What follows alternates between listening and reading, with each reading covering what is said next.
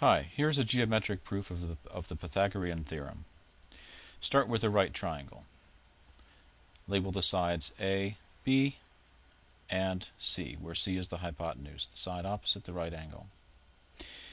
The Pythagorean theorem tells us that the area of the square formed on the hypotenuse, the area C squared, is, amazingly enough, always equal to the sum of the two areas formed by the squares on the two legs, a squared plus b squared.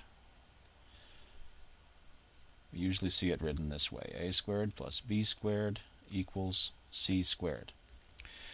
Now, there have been many proofs that show that this is true for all right triangles. Here is one of them, which is the easiest.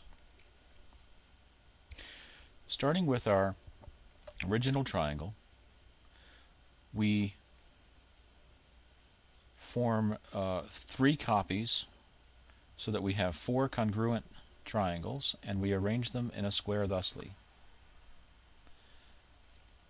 And we know that it's a square because on each side we have a plus b.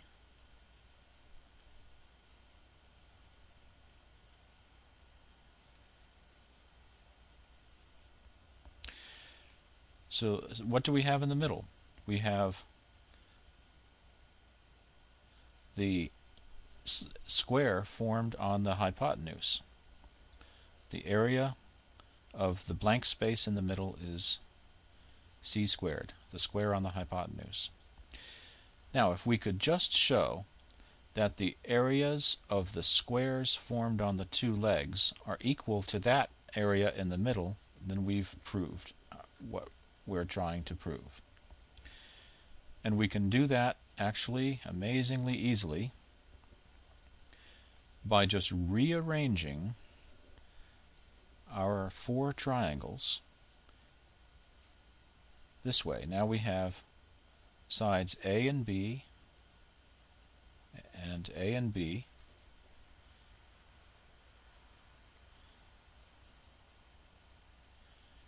like that.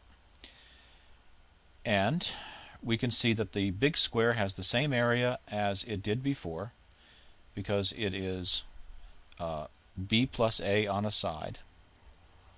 So the areas are the same. The areas of these two squares are equal, in other words. But now look, the space left over inside the big square after we subtract the four triangles, that space had been c squared over on the left.